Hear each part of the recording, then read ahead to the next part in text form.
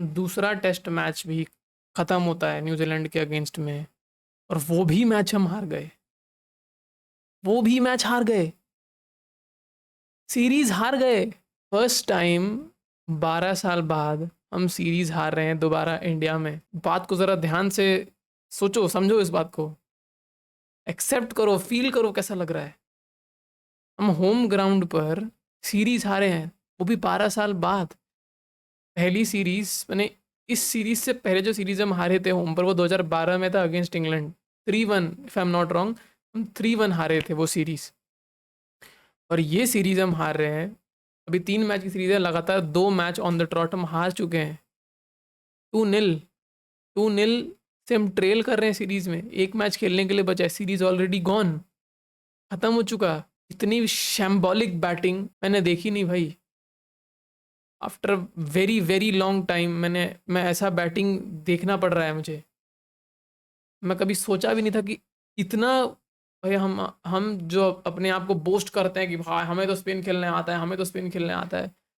हम spinning track बनाते हैं ताकि सेना कंट्री से प्लेयर्स आएंगे, तो थोड़ा डिफिकल्टी होगा स्पिन ट्रैक पे खेलने के लिए, क्योंकि हम ज़्यादा प्रिपेयर्ड हैं, बिकॉज हम उसी पे खेल खेल के हम अपना फर्स्ट क्लास के उसी पे क्रिकेट खेलते हैं, और फिर यहाँ इस लेवल तक पहुँचे हैं, वैसे ही खेलना चाहते हैं। बट यहाँ तो पूरा बाजी है, वही उल्टा पड़ गया भाई। इनका जो इन्होंने जो पत्ती फेंका था कि भाई इन्हें स्पिन ट्रैक देते हैं, वो इन पे ही भारी पड़ गया। न्यूजीलैंड के बैट्समैन ज़्यादा अच्छे से स्पिन को काउंटर कर लिया उन लोगों ने, और रन भी स्कोर कर दिया। और उसी पिच पर हमारे बैट्समैन के तो हाथ ठंडे पड़ जा रहे हैं भाई, वो खेल ही नहीं पा रहे हैं, उन्हें समझ में ही नहीं आ रहा बॉल कहाँ कैसे कैसे घूम रहा है। उस सैंटनर को भाई बिशन सिंह बेदी बना दिया भाई, मेरे को समझ नहीं आ रहा यार, क्या हालत है यार। सैंटनर कोई बहुत प्राइम स्पिनर नहीं है न्यूजीलैंड के लिए, वो भी सेकंड चॉइस था स्पिनर। फर्स्ट चॉइस स्पिनर कौन था? अजस Patel. Glenn Phillips was playing as an allrounder. लेकिन ये पिच, सिंस पुणे का पिच जो था वो स्पिन फ्रेंडली होने वाला था, तो न्यूजीलैंड को एक स्पिनर और खिलाना पड़ा। वो स्पिनर कौन था? Mitchell Santner. He was the second choice spinner भाई। अजस पटेल को विकेट नहीं मिला, और सैंटनर ने पूरा मैच में आग लगा दिया भाई विकेट ले लेके। हमारे बैट्समैन को समझ में नहीं आ रहा भाई, ये बैट्समैन बॉलर फेंक कहाँ से रहा है, घूम किधर को रहा है, समझ में नहीं आ रहा किसी को। एक के बाद एक घटिया डिसमिसल, एक के बाद एक घटिया डिसमिसल, सेम फर्स्ट इनिंग्स में, सेम सेकंड इनिंग्स में।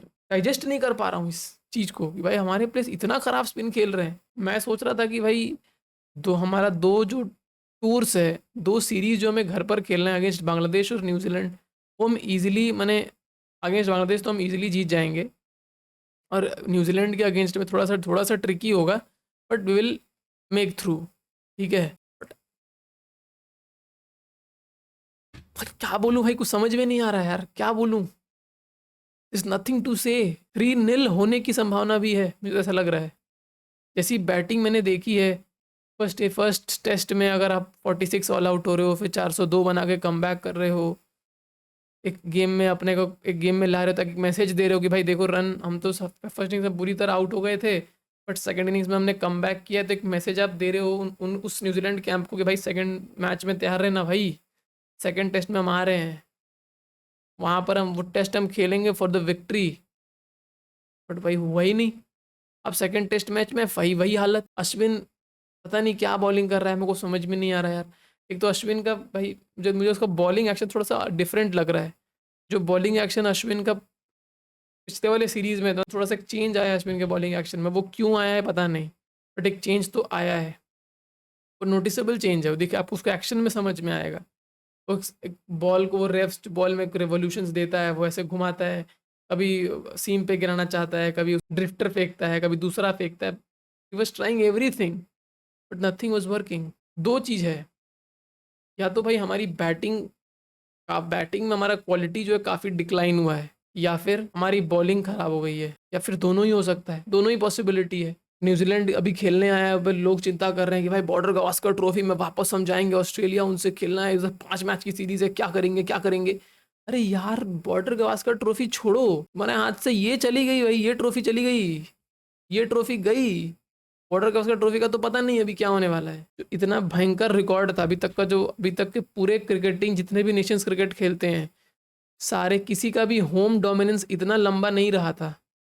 इतना लंबा होम डोमिनेंस, भयंकर। 12 साल से आपका डोमिनेंस है, घर में आपके लोग आ रहे हैं, आपके साथ खेल रहे हैं और सीरीज हार के ही जा रहे हैं।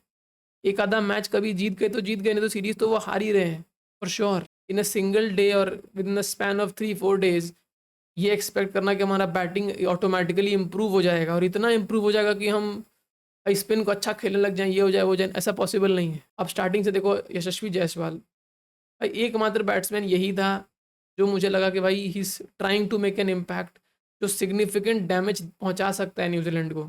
बाकी कोई नहीं लग रहा था। रोहित शर्मा को देखो तो पता नहीं सऊदी का क्या उसके ऊपर, Tim Southee is a nemesis और रोहित शर्मा। भाई रोहित शर्मा को कितने बार वो आउट कर चुका है यार, कोई भी फॉर्मेट देखो उसमें वो आउट कर देता है रोहित शर्मा को। उस रोहित शर्मा बहुत डिफिकल्टी होता है रोहित शर्मा को सऊदी को खेलने में। रोहित शर्मा तब सऊदी को अच्छा खेलता है जब वो सेट हो जाता है, जब वो इनिशियल स्टेजेस में रहता है अपने इनिंग्स के, तो काफ़ी ज़्यादा उसको प्रॉब्लम होता है रोहित टीम सऊदी को खेलने में, जो कि टॉम लिथम ने इस चीज़ को डिटेक्ट कर लिया था। इसीलिए जैसे ही रोहित शर्मा बैटिंग करने वाला तुरंत उसने क्या किया, सऊदी को लगा दिया। फर्स्ट इनिंग्स में वही हुआ, इजीली एक सिंपल आउट स्विंगर में रोहित शर्मा बोल्ड हो गया। हम एक विकेट ऑलरेडी डाउन हो चुके थे। सेकंड अगला दिन शुरू हुआ, भाई पत्तों की तरह ढह गए, भाई पत्तों की तरह। ब्रीफ पार्टनरशिप देखने मिला था हमें शुभमन गिल और जायसवाल के बीच में, उसके बाद तो भाई गिरते ही चले गए, नॉन स्टॉप गिरते गए। कभी फिलिप्स आउट कर दे रहा है, कभी सेंटनर आउट कर दे रहा है। एक ही विकेट सऊदी ने लिया है, 7 विकेट लिया सेंटनर ने, 2 विकेट लिया फिलिप्स ने। ये हालत है। फिर हम कह रहे हैं भाई भाई हम तो स्पिन खेल लेंगे, भाई स्पिन खेल लेंगे, बनाओ भाई टर्नर पिच बनाओ, हम तो स्पिन खेल लेंगे। अपोजिशन को दिक्कत होगा, हो गई दिक्कत, आ गया मजा। यहाँ से इस लॉस के वजह से अब हमारा जो वर्ल्ड टेस्ट चैंपियनशिप में जो पोजीशन है वो भी एक डेंजरस सिचुएशन में आ गया है।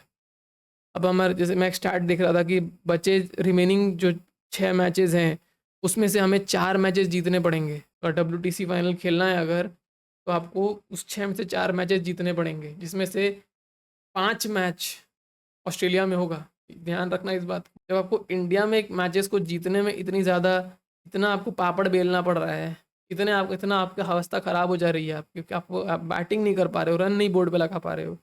आपको लग रहा है कि ऑस्ट्रेलिया में जाकर आप एकदम सिंपली जीत जाओगे। ऊपर से स्क्वाड भी अनाउंस कर दिया गया है बॉर्डर गवास्कर ट्रॉफी के लिए, और अपना साउथ अफ्रीका के साथ जो T20 सीरीज है उसके लिए भी स्क्वाड अनाउंस किया गया है। कुछ नोटेबल एक्सक्लूजन्स हैं जिसको लेकर काफ़ी ज़्यादा भाई फैंस थोड़े से नाराज़ हैं, नाखुश हैं। कुछ प्लेयर्स का एक्सक्लूजन्स जो है, जैसे कि ऋतुराज गायकवाड़ हो गया। बोलने के लिए कुछ नहीं बचा यार, कुछ नहीं बचा। फर्स्ट टेस्ट में क्या हुआ कि 46 पे ऑल आउट हो गए, आप ऑलरेडी गेम से बाहर हो चुके हो। अगर कोई भी टीम 46 रन पे ऑल आउट हो रही है, इतने लो स्कोरिंग अगर ऑल आउट हो रही है ना, तो ऑटोमेटिकली अपोजिशन जो है एक साइकोलॉजिकल एडवांटेज मिलता है, और वो ये समझ जाता है कि भाई ये टीम अब बैकफुट पे है, इन्हें मारते मारते गेम से बाहर कर दो, अब खदेड़ दो इनको, गेम से निकाल दो पूरा, जब वापस आ ही ना पाए गेम में। वही हुआ, बैटिंग करके 300 रन 356 रन का उन्होंने लीड लिया था। आपको बनाते बनाते में आपका सारे विकेट ढह गए, 106 रन पे ऑल आउट हो गए। तो वही होता है सेकंड इनिंग्स में, वही हुआ। उन्होंने 260 रन बोर्ड पे लगाए, आप उसके उसके रिप्लाई में क्या आप लोगों ने किया, आप 160 भी नहीं कर पाए, 160 भी नहीं कर पाए, 156 रन आपने बनाया था, 103 रन का आपने उन्हें ऑलरेडी लीड दे के रखा है। फिर वो आए, फिर बैटिंग किया, फिर उन्होंने अप्लाई कर दिया अपने आप को प्रॉपर, फिर रन बिल्ड किया, अपना स्कोरिंग किया प्रॉपर, फिर बैकफुट पे ढकेल दिया आपको। और भाई पुणे जैसे पिच पर सेकंड इनिंग्स में 350 रन नहीं बनते, किसी भी हालत में नहीं बनते, नहीं बनना है। एक इनिंग्स वो 2008 का बार वो स्टार्ट में दिखा रहा था कि सचिन तेंदुलकर ने चेज कर लिया था, युवराज सिंह के साथ पार्टनरशिप करके 387 चेज हो गया था अगेंस्ट इंग्लैंड। हर बार नहीं होता भाई, और सचिन तेंदुलकर जैसा क्वालिटी बैट्समैन हमारे पास अभी कोई भी नहीं है। उतना पेशेंस, उतना कामनेस, उतना एक्सपीरियंस, उतना कंपोजर किसी बैट्समैन के पास नहीं है। कोई क्यों नहीं समझता, Sachin Tendulkar was a legend. वैसा बैट्समैन ना पहले था ना दोबारा कभी होगा। उस क्वालिटी का, उस कैलिबर का कभी पॉसिबल नहीं है। भले ही उनका कोई रिकॉर्ड तोड़ दे, फला कुछ भी हो जाए, रिकॉर्ड तोड़ना इंपॉर्टेंट नहीं है। क्या वो वैसा परफॉर्म कर पाएंगे? नहीं, कोई चांस ही नहीं है। उस कंडीशन में, उस कामनेस के साथ, अपना कंपोजर को मेंटेन करते हुए खेलना, ऐसे क्वालिटी बॉलर्स को, रिकॉर्ड इंपॉर्टेंट नहीं है यार, बैट्समैन का क्वालिटी देखो, उस पर्सनालिटी को देखो। सचिन तेंदुलकर जैसा किसी के अंदर क्वालिटी वैसा अगर होता ना, तो इंडिया टीम इतने खराब सिचुएशन में नहीं होती। क्या किसी के पास वैसा क्वालिटी कोई पोजेस ही नहीं करता है, सिंपल एज दैट। हाँ, एक्सप्लोसिव बैट्समैन है, रन बनाना आता है, सब कुछ आता है, बट वैसा कैरेक्टर नहीं है, नहीं है, बिल्कुल भी नहीं है। मतलब क्या ही कर सकते हैं, सीरीज तो हार ही चुके हैं। अब बस अब अगला मैच भी देखते हैं क्या होता है उस मैच में, वो भी देख लेंगे। मुझे उम्मीद तो कुछ है नहीं, जीत भी जाते हैं तो भाई अपना बस मुँह छिपाने लायक विक्ट्री होगा, और तो कोई कारण है नहीं उसका।